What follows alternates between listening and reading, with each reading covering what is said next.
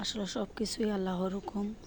আল্লাহ পাক যদি রিজিকে রাখে সেটা কোনো না কোনো ভাবেই আপনার রিজিকে আসবে। আসসালামু আলাইকুম রহমতুল্লাহ। সবাই কেমন আছেন বন্ধুরা? আমার এই শিম গাছগুলো আসলে গত শীতকালেরই গাছগুলি, গাছে প্রায় সবগুলি মরে গেছে। শীত যখন শেষ হয়ে যায় ফেব্রুয়ারি মার্চের দিকে পুরো গাছের সব ঝাঁকার মধ্যে শুকিয়ে যায়। তারপরে এখন যখন আবার বৃষ্টি আরম্ভ হলো, গাছের যে গুঁড়িটা ছিল ক্যারেটার মধ্যে সেখান থেকে কিছু নতুন করে শাখা প্রশাখা বের হয়। শাখাগুলি বের হয়ে নতুন ঢালের মধ্যেই আসছে অনেক ফুল আসার পরপরই এখন আবার নতুন করে শিম আসতেছে। মাশাআল্লাহ, আলহামদুলিল্লাহ, আল্লাহর কাছে অনেক শুকরিয়া। সবগুলোতে অনেক সুন্দরভাবে নতুন করে আসতেছে। পুরো ঝাঁকাতে তেমন একটা গাছ নেই, সামান্য কিছু পরিমাণের গাছে ঢালপালা আসছে। আর অন্যান্য সবগুলো টবের মতো তো এখন ঘাস হয়ে গেছে, বৃষ্টির সিজন, প্রচুর পরিমাণে ঘাস।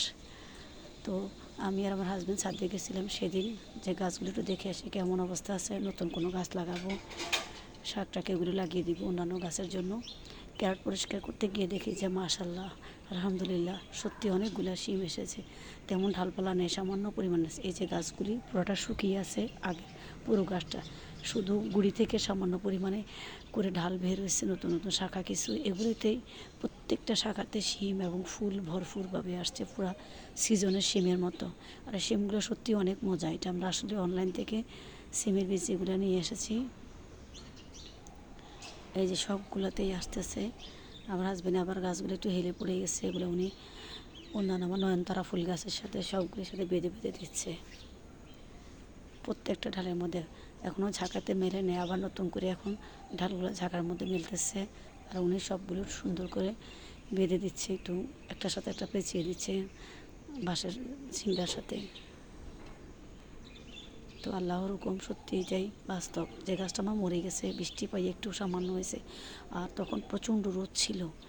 রোদের সময় যে আমার সব চন্দ্রমল্লিকা গাছগুলি মরে একেবারে শুকিয়ে গেছে, প্রত্যেকটা গাছ মরে গেছে।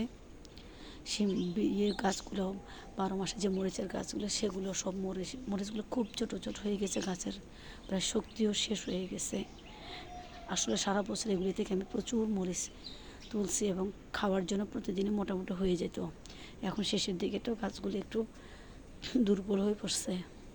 তো উনি সবগুলি টবের ঘাসগুলি পরিষ্কার করতেছে, আর আমি আস্তে আস্তে করে সবগুলি গাছের এগুলি তুলে নিচ্ছি। শিম, মরিচ, আবার একটা গাছে কিছু টমেটো আছে।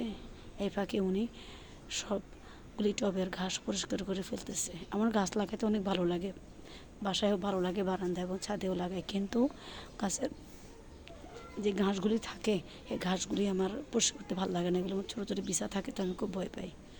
তো ভাবলাম এই ফাঁকে আমার যখন শিম এবং মরিচগুলো তোলা হয়ে গেছে, আমি একটু সবগুলি গাছে অল্প অল্প করে পানি দিয়ে দিচ্ছি।